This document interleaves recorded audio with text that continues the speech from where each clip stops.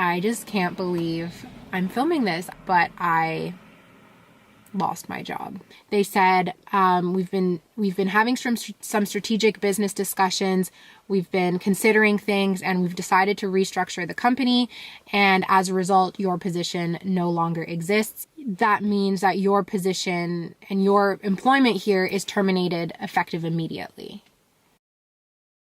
Hey everyone, welcome back to my channel. Today's video is going to be a trip down memory lane. I wanted to make a 2-year follow-up to me being laid off, losing my job, filming that video, all of that, just kind of updating you guys on where I'm at now, reflecting on that video and the things that I was feeling at the time. That was a very hard moment in my life and a hard time in my life, and I'm so happy to be here 2 years out, and I just wanted to kind of look back at the situation with you guys because I know there are many of you who have been watching my channel since then. We've kind of been on this journey together, and I just kind of wanted to, I don't know, like summarize it, wrap it all up. Obviously we're still, on life's journey, but 2 years is a big milestone and a lot has changed since that video. Who am I gonna be if I'm not doing consultant vlogs?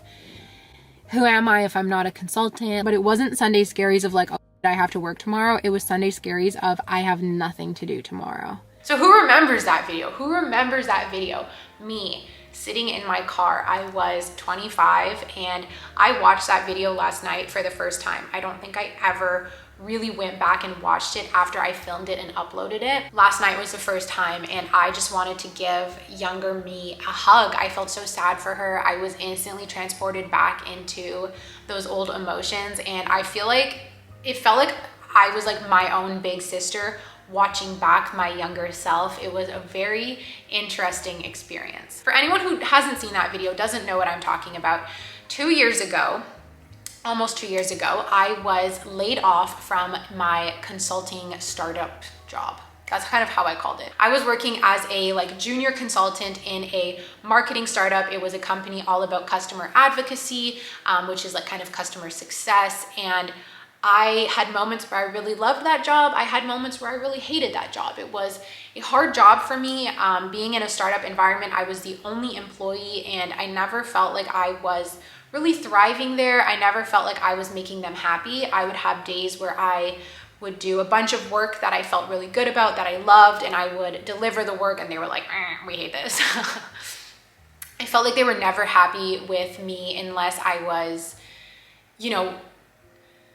the thing with working for a startup is that this is their everything. They want to dedicate day and night to this company, and it's not your company, so you may not feel the same way. And I remember I would only feel like they were happy with me and happy with my performance on the days where I worked many extra hours and was exhausted, skipped lunch, like those kind of days. That was the only times where I'd get a good job. And I worked there for 6 months. Towards the end, I really, really felt this layoff coming. My intuition was all lit up with knowing that this just wasn't right. They weren't happy with me. And eventually, yes, I did get laid off. I was laid off due to restructuring, which in a 3-person company is definitely fishy. I think a lot of people picked up on that when I filmed the video. A lot of people in my, real life picked up on that as well. We're like, how can you restructure a 3rd-person company? And how can you, call it restructuring when you just go and hire a senior consultant instead of a junior consultant? Obviously it was BS, but I didn't really want to fight it. I didn't see the point in that. I was dealing with so many emotions, and my self-esteem was crushed. I didn't know what my identity was without that job.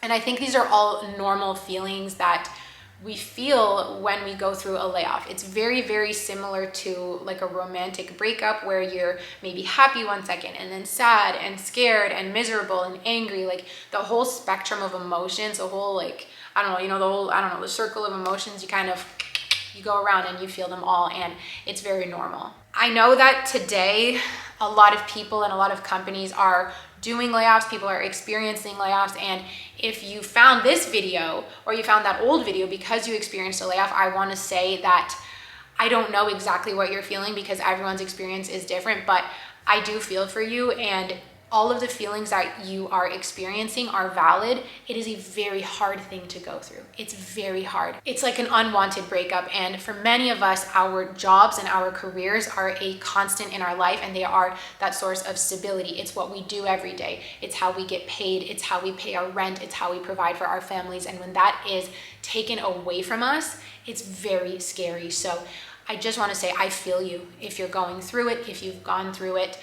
But here I am, I'm 2 years out now, and I can say there's a very good chance, and I like to believe that everything happens for a reason, and that you will end up better off in 1 year, 2 years, 6 months. This happened for you, not to you, and you can use this to your advantage to find a new job that you love, to start a new project. Think of it as a new beginning, as difficult as it is, and as much as your self-confidence might have taken a hit, you can use this situation to your advantage. So this is actually my second time filming this video. The first time I really was getting emotional and I was getting angry and I was looking back at the situation, and I actually don't want to do that in this video. I want this more to be a story of hope and how I got over this hard experience and how I learned and grew from it, rather than just looking back angry at what I went through and how I was laid off. So we're not gonna go through that. If you want to watch the original video, I will link it down below. I think if you are currently going through a layoff, you know, that video could be very comforting, because I might be expressing some of the emotions that you're feeling, and then you can come back and watch this one and we're gonna get hopeful together. That being said, in that video, there are a few points I wanted to touch on. One thing that made me so sad is I was worrying in that video that I was going to disappoint my family, that I was going to disappoint my siblings, and that I would be, you know, that failure cousin. That was like the example I gave in the video. And I thought that was so funny because, you know, here I am now. Like, I know my parents are proud of me. I think my siblings are proud of me, or at least I'm not, you know, ashamed to be who I am for my siblings. And like, I have cousins who message me and tell me what I'm doing now is cool. So don't worry about your family. Like, your family are there to support you. Families talk, families gossip, it's normal. But at the end of the day, families love each other. So don't worry about what your family thinks. Don't worry about what your network thinks on LinkedIn. Don't worry about any of that. This is the time for you to focus on yourself. Just like if you were to be unexpectedly broken up with, now you get to focus on, what do I want in a partner? What did I not like about that previous partner, and I want to look for something else in a new partner? What do I like about myself? What do I have to bring to the table? It's very, very similar with a job. What did I like? What did I not like? Chances are there were things in that previous job that you didn't like, and now you get to look for something new. So you really do get to use this time to your advantage. As scary as it may be, it's also kind of a cool time. So I do kind of want to tell my story in chronological order. I was laid off in 2021, right before Christmas. Perfect timing. I was given 3 weeks of severance. And when the severance dried up, I was terrified. Basically, I started 2022 with, like, you know, severance had run out, no self-confidence, no idea what I was going to do. And I went to Florida because that trip had been planned prior to me losing my job. I always knew I was going to go work from Florida in January for 2 weeks. And I wasn't working. I was working on YouTube. I had YouTube going at the time, but I think I had like somewhere around 15,000 subscribers. I maybe was making about $1,000 to $1,500 a month off YouTube, like nowhere near enough to support myself and support the lifestyle that I had, which was from a consulting salary. So I was working on YouTube and I was trying to figure out like what's next. In my core, I did not want to just start applying for new jobs. I did not want to go back into consulting. I really wanted to get away from consulting. That was my 3rd consulting job and I was like, no more. I was thinking of maybe doing a part-time job. I was thinking, you know, could I do some freelance stuff? I knew definitely I wanted to put more effort into my YouTube channel, but I was just kind of all over the place. I had edited that video before leaving for Florida, and when I was in Florida, I remember scheduling it to go live, and I was so nervous to publish it because I was so nervous of what people would say, because I talked about that in that video, but my identity at the time, I still struggle with this, but really at the time, my identity was so tied to my job, and I was so obsessed with being a consultant. And I, Zoe, am a consultant. I thought that made me cool. I thought it made me special. I thought it made me, you know, me. And that's what I brought to my YouTube channel as well, was being this corporate girl and being this career person, that I was like, everyone's gonna hate me if I'm not this consultant anymore. So I was terrified to upload the video. And it's so funny because what happened was I scheduled the video to go live, but I meant to schedule it for 12 p.m. so that it would go live at noon, so that I could like answer the comments and kind of monitor how the video was doing. And I accidentally set it for 12 a.m. So the video went live in the middle of the night. I woke up to the most comments and the most views in a short amount of time than I'd ever experienced, ever. And the comments were so positive and the comments were so lovely, and I just felt flooded with love from my YouTube community, and it was amazing. The other thing that I was experiencing at the same time was I was going to Florida with my boyfriend's family. His family, they all travel down to Florida for the winter time. They're snowbirds. And it was my first time spending a lot of time, like spending a good amount of time with his family. And it was my first time meeting some of his family members. And I was terrified, you guys, because I had just been laid off. What is the first question people ask when you meet them? One of the first questions, what do you do for a living? And I didn't have an answer anymore. My answer is that I just lost my job, and I was terrified to meet people. I was so ashamed. I was so scared that his family would judge me, wouldn't like me because of it. I was terrified. And when I finally, I would kind of dance around the subject, and I was like, oh, I'm in marketing. And JS was like, stop lying, like just tell them, stop lying. So finally, and the other thing with his family is Francophone, so we have like a bit of a language barrier. I speak French, and I speak French way better now than I did 2 years ago. But at the time, it was like I have to explain this situation that I'm not proud of, and I have to do it in my second language. So finally, I made him tell them. He was like, guys, Zoe has to tell you something. And he told them that I had been laid off. And I felt so supported by them too, because they were like, we're gonna, you know, call the lawyers. And like, they were so on my side. They were not judging me, they were judging them, you know, and that felt really good. So the immediate reaction from everyone was so amazing. Of course, my family was super supportive. And it really just wasn't as bad as I thought.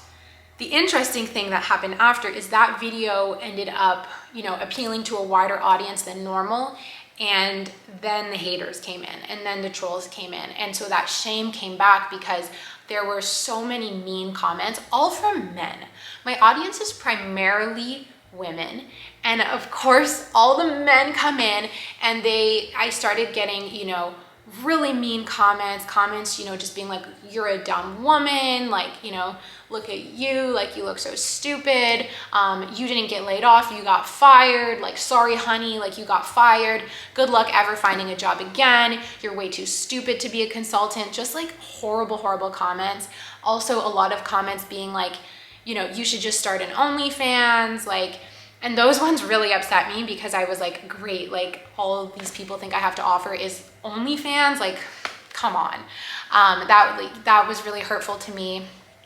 When I think back to those comments, it still like upsets me a lot. Not the OnlyFans, but just all of them, of like, someone is being vulnerable and they're putting themselves out there and then dealing with this like flood of negativity. Obviously it's the internet, it's like, what do you expect? But it's like kicking someone when they're down, and that was really difficult to deal with. Then the third wave of people who found that video were people who were not subscribed to my channel, and people who were kind of organically finding that video because they were going through the same thing. And they would, you know, leave comments saying that they were scared, and that they, you know, didn't know what was next, and that they were sad. And I was so happy that they now had this video and this person to relate to. And I was so overwhelmed by the amount of people saying, no one's talking about this. I've never seen a video like this. You know, everyone wants to keep it hush hush and keep it a secret. And so I was glad overall. I was really glad to have made that video. It made my channel grow a lot. And I think a lot of people were watching and wanted to know what my next move was, and that put a lot of pressure on me too, because I was like, well, shit, I've got to get this next move that people want to see. But I think in the end, I did do a good job separating that. I know that I grew 10,000 subscribers in 1 month, which has never happened to me before. And I could have milked this, whole unemployed thing and made a whole, unemployment diaries series and really, really milked it and leaned on the unemployment. But I didn't want to do that because I wanted to land on my feet. I didn't want to be this unemployed girl on YouTube. I wanted to find a new job, and I wanted to, keep talking about finances and keep talking about my life and keep moving my life forward. I didn't want to be that unemployed girl. So that's why I never, leaned on it too much. I remember JS telling me, like, come on, you got to lean into this. It's going to make your channel grow. And I was like, but that's not what I want to be known for. That's not how I want my channel to grow. So my channel did this big growth, and then it really, really slowed back down. So there was 1 month where my income increased a lot. I got the biggest AdSense paycheck I'd ever gotten because of that video. But then of course it went back down. And so there were many months of dipping into my emergency fund, barely making, my bill payments, dipping into my emergency fund, all while still having this, overall lifestyle, right? Like I had signed the lease to my apartment when I was making $65,000 Canadian per year. And that was in 2019 that I signed that lease. So rent prices had increased. I got a lot of criticism of, why don't you move? Why do you still live in that apartment? Well, I was paying $1,350 per month for that apartment.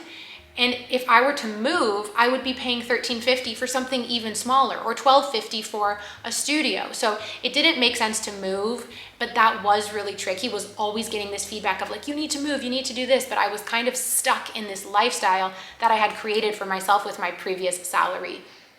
The first year after losing my job was very tough. I had decided to really take a chance on myself, to go all in on YouTube, and luckily I also got a copywriting contract. That helped keep me level, but it was something kind of to lean on, and it was like a new sort of career identity for me. Oh, I'm a copywriter now, I'm a freelancer, and that helped give me something to lean on. But there were months where I made like $250, $500 from copywriting. Like it wasn't enough to pay the bills. So that first year, once again, it was really hard. One thing I have to say I'm proud of myself is I didn't just go apply for another easy, like it would have been easy for me to get a consulting job because I had the experience right away. I didn't do that. It was hard, but I'm glad I took the time to figure my shit out and do what I want to do. I realized that a corporate job is not for me right now, and I'm glad that as hard as it was, and as many times as I thought, oh, I should just go get a corporate job, that steady paycheck, it would be so nice. As many times as I thought that, I'm glad I didn't do it. Not everyone watching has a YouTube channel, and I get it. So you may need to go get that corporate job. You may want to go get that corporate job, and that's okay. What I'm saying here is that listen to yourself. If you were working as, I don't know, an accountant, and you're like, I don't want to go back into accounting, or I don't want to go back into audit.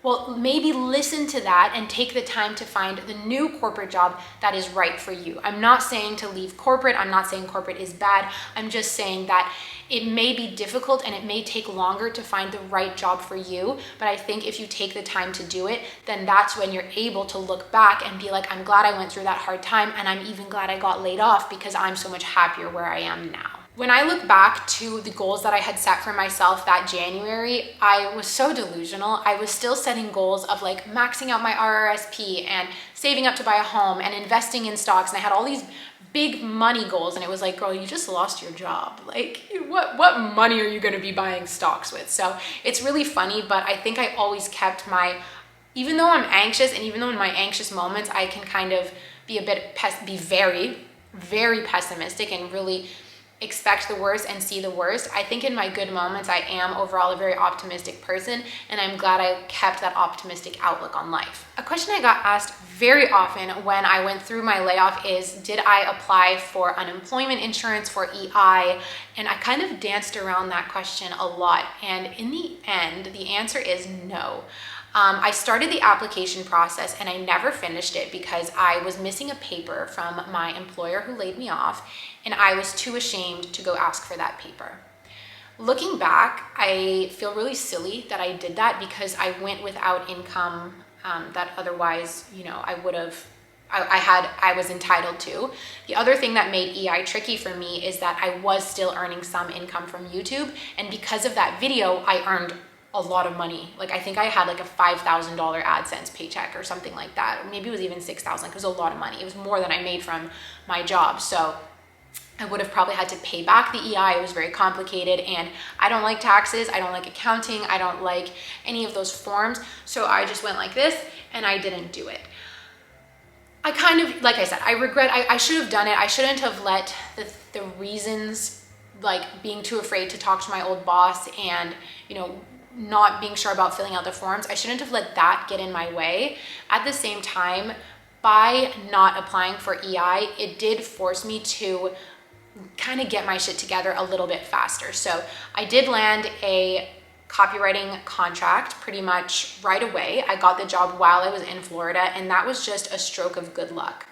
I made a whole video talking about how to get into copywriting, how I got that first contract, but the main reason I got that contract is because I was open with my friends that I had lost my job. And people are human and people are kind, and they're kind of going to take pity on you, and they're going to look for opportunities for you. So when you do, you know, tell the people that you trust, or tell your whole network if you feel comfortable for it, people are going to start sending jobs your way. And so it was through my friend that I landed this contract really, really quickly.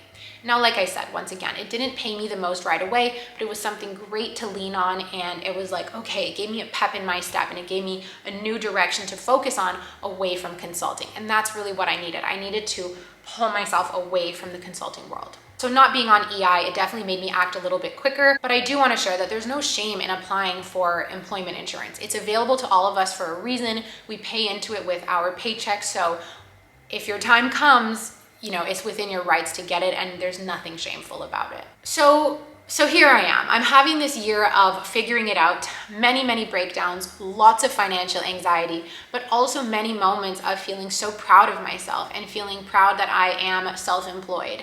I was able to go on little spontaneous trips. I went back to Florida with JS's mom because I'm my own boss and I can do whatever I want. I had a lot of great moments like that. So alongside with the tough times was the happy moments. When the 1 year of my layoff started coming around, I started to panic. I started to look back on my year and think to myself, I've accomplished nothing in this year. Look at where I am. I'm even worse off than before. I made less money than I did as a new graduate. Just being really, really hard on myself and thinking that this freelance thing, this YouTube thing, it's not working. I've got to go get a job. So many tears, so much panic, and I think it's normal. But once again, I stuck through the panic, and now I'm almost at another year after that panic. And this second year, I can say, has been so much smoother than the first. I don't have 1 million YouTube subscribers, and I don't make, $150,000 a year, and I don't make, $10,000 every single month. I'm not this crazy turnaround, ultimate success story, but I am my own success story. I'm very, very happy. I am my own boss. I have a wonderful relationship with my copywriting client. I have an amazing community here on YouTube. I have 50,000 YouTube subscribers. I'm currently at a resort north of Montreal where there's a spa, there's a fireplace next to me, there's a private jacuzzi out there, and I'm being hosted here to make some YouTube videos for them.